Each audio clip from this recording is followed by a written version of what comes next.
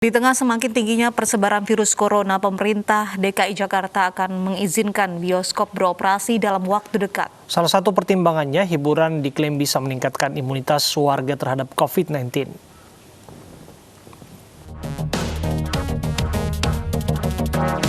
Setelah dilarang beroperasi karena pandemi COVID-19, pemerintah akan mengizinkan bioskop beroperasi dalam waktu dekat. Satgas Penanganan COVID-19 mengatakan pembukaan kembali bioskop telah dikaji. Selain itu, dibukanya hiburan ini dinilai bisa meningkatkan imunitas warga menghadapi COVID-19. DKI Jakarta menjadi salah satu daerah yang akan membuka kembali bioskop yang tinggal menunggu waktu. Pelaku industri pun ditekan untuk menerapkan protokol dan regulasi. Jika melanggar, usahanya akan ditutup. Yang nanti tidak mengikuti protokol kesehatan, maka langkah yang dilakukan DKI cukup sederhana, yaitu menutup kegiatan usahanya. Di lobi itu ada bangku panjang-panjang, itu juga kita batasi. Ya biasalah, standar lah. Di mana-mana ya, satu duduk, isi, satu diisi langit, kosong, dan di dalam kan juga begitu.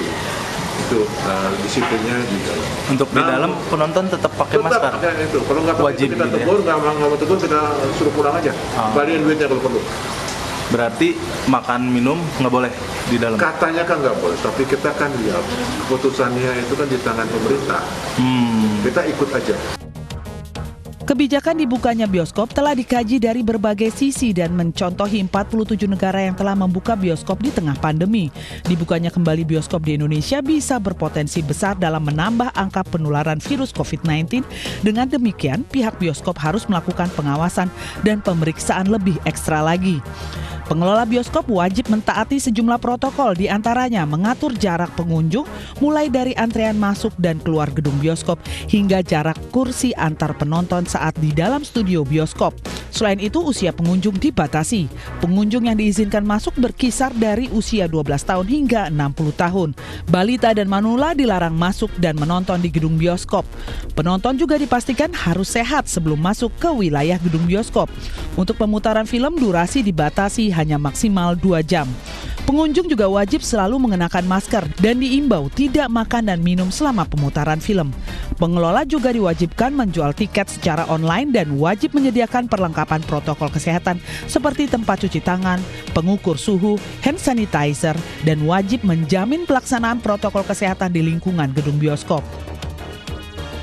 Sementara ratusan pakar menyebut virus corona COVID-19 bukan hanya menular lewat droplet atau percikan air liur, tetapi juga bisa menular lewat airborne atau di udara. Organisasi Kesehatan Dunia WHO telah mengkonfirmasi penularan virus corona SARS-CoV-2 penyebab COVID-19 bisa menular melalui udara atau transmisi airborne. These are fields of research that are really growing and for which there is some evidence emerging but is not definitive. And therefore, the possibility of airborne transmission in public settings, especially in very specific conditions, crowded, closed, poorly ventilated settings that have been described cannot be ruled out. Maka dibukanya bioskop juga harus dipertimbangkan karena dalam penelitian preliminari studi Departemen Mikrobiologi Klinik FKUI menemukan 22% pasien COVID-19 adalah tanpa gejala atau asimptomatik, sehingga tidak menutup kemungkinan COVID-19 bisa menular meski protokol kesehatan dijalankan secara ketat. Diharapkan semua lini telah menjalankan protokol kesehatan serta jika tidak penting jangan keluar rumah. Tim Liputan iNews melaporkan.